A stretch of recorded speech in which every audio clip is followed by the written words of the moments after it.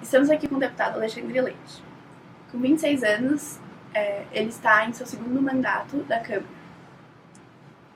Filiado ao Partido Democratas, vem de uma família tradicional na política brasileira.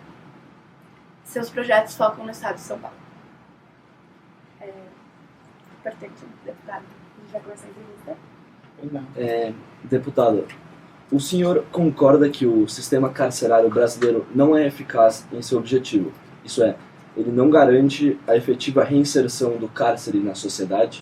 Claro que não. O sistema carcerário brasileiro hoje é falido, né?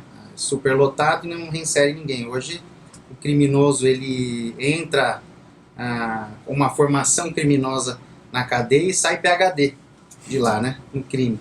Então é um dos principais problemas hoje da segurança pública no Brasil é o sistema carcerário. Nós temos um afunilamento que piora tanto o encarceramento como a reinserção do indivíduo na sociedade. Muito obrigado. Deputado, o senhor acha que cabe uma reforma no sistema carcerário? E em que sentido? Olha, eu tenho uma proposta aqui na Câmara dos Deputados, apresentei, se não me engano, em 2011. Ela terceiriza, né, privatiza a administração dos presídios brasileiros. O setor privado teria muito mais autonomia de investimento, né, para a manutenção desses presídios, sendo que a execução da pena continuaria com o poder público, que legalmente não pode ser retirada, né? Para cada 100 mil habitantes, no Brasil, 247 estão presos. Enquanto isso, na Suécia, estão presos 67. Outra informação aponta que o Brasil é o 11º país mais inseguro, enquanto a Suécia é o segundo mais seguro. Por que isso acontece? É exatamente o que eu acabei de dizer. São os fatores sociais, econômicos e educacionais. O Brasil, hoje, o governo federal usa um slogan Pátria Educadora, mas fez cortes na educação. Então, quando você não dá educação, não promove uma igualdade social, econômica, dá oportunidade de trabalho para as pessoas, elas acabam recorrendo ao crime. Então, nos países que você citou, são países de primeiro mundo. Com certeza, lá uma escola pública é muito melhor, talvez, que uma escola particular no Brasil. Então, isso tudo gera esse afunilamento. As pessoas, ao invés de irem para a escola, hoje estão indo para a cadeia. Deputado, as prisões brasileiras apresentam uma porcentagem de 166% em sua lotação. Que medidas devem ser tomadas para acabar com essa superlotação? É exatamente essa que eu já propus, né? A privatização, terceirização da administração penitenciária e da construção de presídios. A gente tem que construir tanta escola quanto presídio no Brasil, senão nunca vai resolver. Vai acabar a população toda indo presa e isso vira um ciclo vicioso, né? E é esse ciclo que o Brasil entrou. Hoje, eu me lembro em 2012, se não me engano, o ministro da Justiça, ele propôs a construir inúmeros presídios, né? Aquelas propostas mirabolantes que nós conhecemos do governo. E não construiu praticamente nenhum, se eu não me engano, nenhum. Mas ele conseguiu reduzir o déficit prisional no Brasil. Eles editaram uma lei, eu não lembro o número da lei agora, posso até pesquisar, foi a lei da fiança, se eu não me engano, e ela automaticamente soltou mais de 100 mil bandidos. Aí ele veio na imprensa, olha, nós reduzimos o déficit prisional no Brasil. Mas não foi construindo presídio, foi soltando quem estava preso. Então essa é a realidade brasileira. Mas, deputado, tendo em vista essa superlotação, o senhor concorda que a redução da maioridade penal irá agravar esse índice? Olha, essas pessoas deveriam ficar presas, né? Esses menores deveriam ficar presos em um local separado destes presídios. A ideia, acredito eu, da maioria dos deputados aqui na Câmara, não é simplesmente a redução da maioridade penal, é o aumento do tempo de internação. Então, existe uma outra proposta, até do governador Geraldo Alckmin, que ela não altera a Constituição, mantém a minoridade penal, mas aumenta o tempo de internação. Essa é uma proposta que talvez venha de encontro ao consenso da casa no futuro. Por enquanto, a minoridade penal é um tema que está em alta, todo mundo quer discutir, faz questão, mas não é um tema que eu diria vai resolver o problema, não vai. Talvez agrave, mas o que se espera dessa casa, ainda mais com essa bancada que foi eleita, recém-eleita, é uma resposta. A população quer uma resposta para essa violência. Não pode um menor de 17 anos, que já sabe fazer juízos de valores, de direito, muitas vezes tem conhecimento legal de que ele é imputável, ou seja, comete um latrocínio, um homicídio, uma chacina, comete um estupro e no máximo fica preso 3 anos. Muitas vezes menos que isso. E sai de lá com a ficha limpa. Então é isso que a população quer. A população quer uma resposta. Então, considerando as propostas de redução da maioridade penal em pauta no Congresso, qual a sua posição à frente ao tema? Eu sou favorável. A princípio, como eu disse, ela não resolve. Mas a nossa intenção é que seja aumentado o tempo de internação.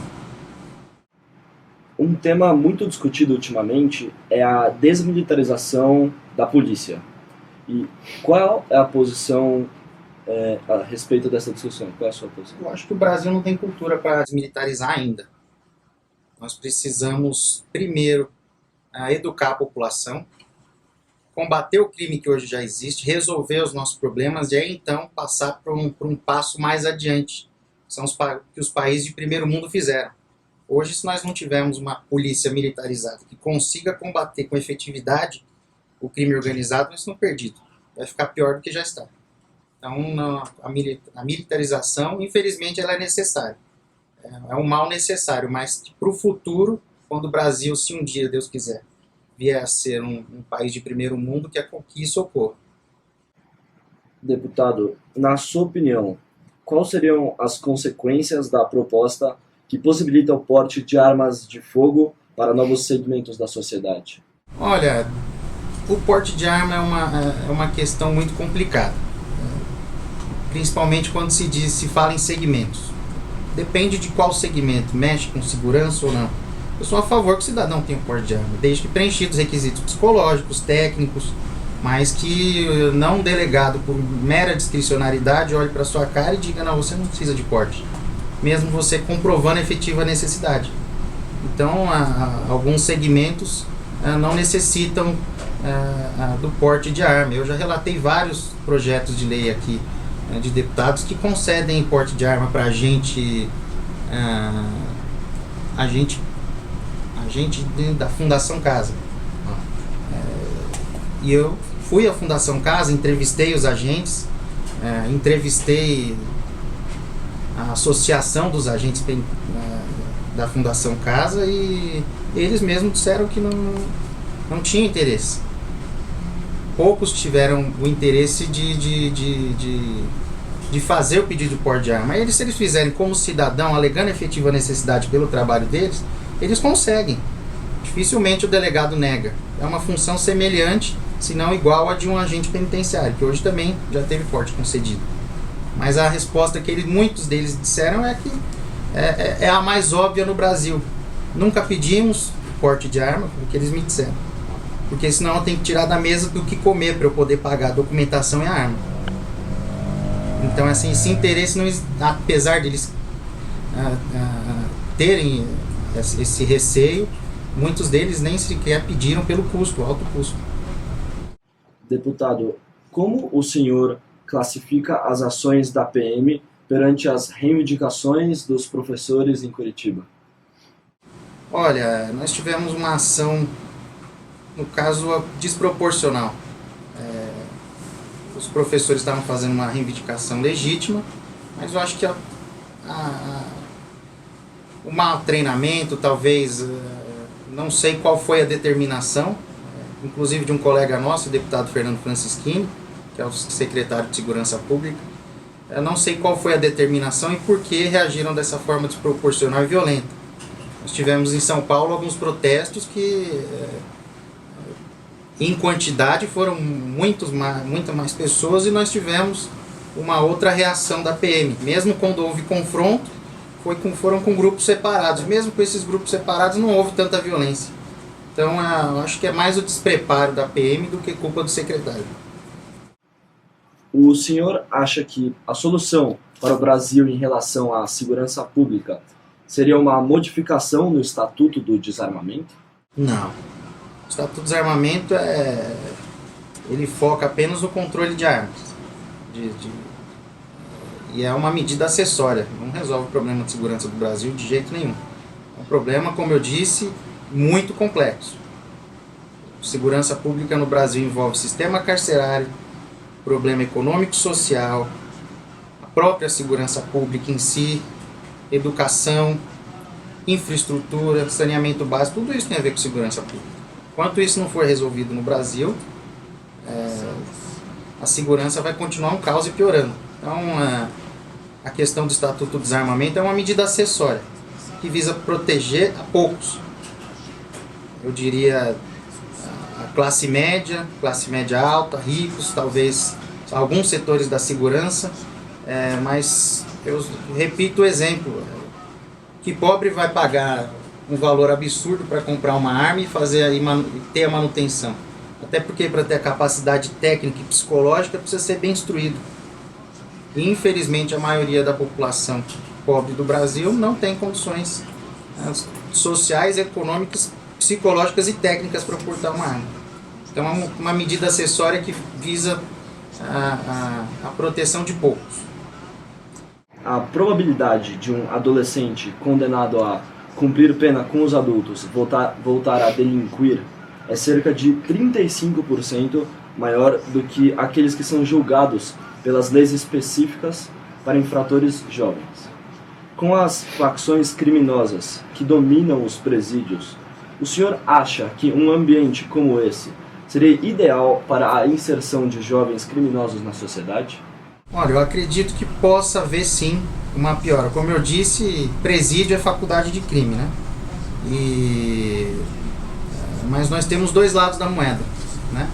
Se nós aumentarmos o tempo de internação, talvez esses jovens até estejam protegidos do mundo externo. Nós temos hoje até uma CPI aqui na casa que investiga a morte de jovens e negros no Brasil. E todos esses, a maioria, eu diria, são fruto de confronto com a polícia. Por quê? É um ciclo vicioso. O jovem comete um crime. Ele sai da delegacia antes do policial. Ele volta a reincidir. Vai preso de novo.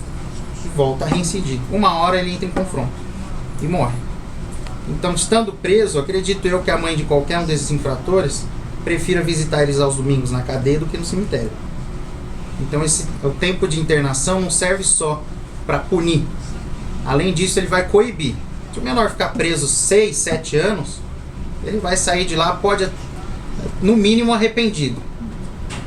Mas as ruas vão estar livres por mais 5 ou 6 anos de um menor infrator que iria reincidir por diversas vezes. Isso pode salvar a vida dele, pode fazer ele pensar e repensar, no caso, coibir que ele cometa outra atitude criminosa. Mas, como eu disse, a redução da minoridade, ela visa a separação do encarceramento do menor dos presos com maioridade. Assim que ele atingir a maioridade, ele é transferido. Mas a proposta inicial é de que aos 16 anos seja internado, porém em áreas separadas. Então, não seria no tratamento da Fundação Casa, que é como uma escola-presídio. Seria o encarceramento do menor, mas em ambiente separado. Então, acho que isso reduziria esse recrutamento pelo crime organizado desses menores. Mas o senhor não acha que a escola é justamente o que esses menores precisam? Sim, exatamente. A Fundação Casa proporciona esse tipo de ambiente. Porém, a realidade brasileira é essa. Infelizmente. O ideal seria que todos os presídios fossem, as fundações casas, tivessem em número suficiente a atender todos esses presos. O estado de São Paulo é um dos que mais tem Fundação Casa. E isso é economicamente inviável. O estado de São Paulo é um estado à parte, que ainda consegue manter muito. Mas o custo Inclusive o governador Geraldo Alckmin disse isso na última reunião que nós tivemos. O custo de uma fundação casa do menor para o Estado, a manutenção do menor infrator na fundação casa para o Estado é mais caro do que mandar ele estudar em Harvard. Então, que Estado brasileiro aguenta pagar isso? Se nem São Paulo está aguentando. Imagina mandar no Maranhão, tantos outros estados, Amazonas, estados que não tem dinheiro. E como é que vai se sustentar isso? Fazer uma lei bonita, todo mundo quer. Agora fazer ela ser sustentável, se sustentar nos estados, não é uma coisa tão simples, infelizmente. O senhor aprova que a PEC 33 de 2012, que prevê a condenação de menores apenas em casos específicos? Também concordo. Assim como a PEC 178. O principal objetivo que eu disse é aumentar o tempo de internação. É que a mídia dá muito foco na questão da redução da menoridade. Mas a intenção da casa é aumentar o tempo de internação. Se não for por PEC, vai ser por projeto de lei alterando o Estatuto da Criança e do Adolescente. Que eu acho que é a proposta mais rápida, mais eficaz e que atende a todos. Não vai alterar a Constituição, mantém a menoridade, só que vai aumentar o tempo de internação. E essa é a resposta que o Congresso quer dar para a sociedade. Qual vai ser a marca que o senhor acha que o senhor vai deixar na Câmara? Não sei. Não sei se eu vou sair no próximo mandato, mas eu tenho atuação em diversas áreas, não só na segurança pública. Eu trabalho com programas sociais também em São Paulo, com obras públicas. Eu quero deixar uma marca de exemplo. Acho que todos os parlamentares têm que ser um exemplo em algum segmento. Então, se eu puder ser exemplo e espelho para alguém, principalmente para a juventude, eu comecei com 21 anos de idade. No primeiro ano, se eu não me engano, foi no primeiro ano eu fui considerado o 4º melhor deputado do Brasil. Nos anos conseguintes eu fui considerado o 5º melhor deputado federal do Brasil, 4º de novo, 3º. Eu quero me manter no ranking do Congresso e publicado pela revista Veja. E sendo um dos mais novos. Aqui nessa casa, quando eu entrei, todo jovem tem receio, né? Só que nós temos uma coisa que os mais velhos desacostumaram, que é o estudo. Então, quando eu cheguei na casa, eu fiz o curso de regimento, fiz o curso de regimento avançado, estudei muito e no 8º mês eu virei vice-líder de Democratas. Desde então, eu não deixei de ser vice-líder de Democratas, sempre sou um dos mais atuantes da casa. Espero que essa marca de juventude e respeito através do trabalho possam ficar para sempre.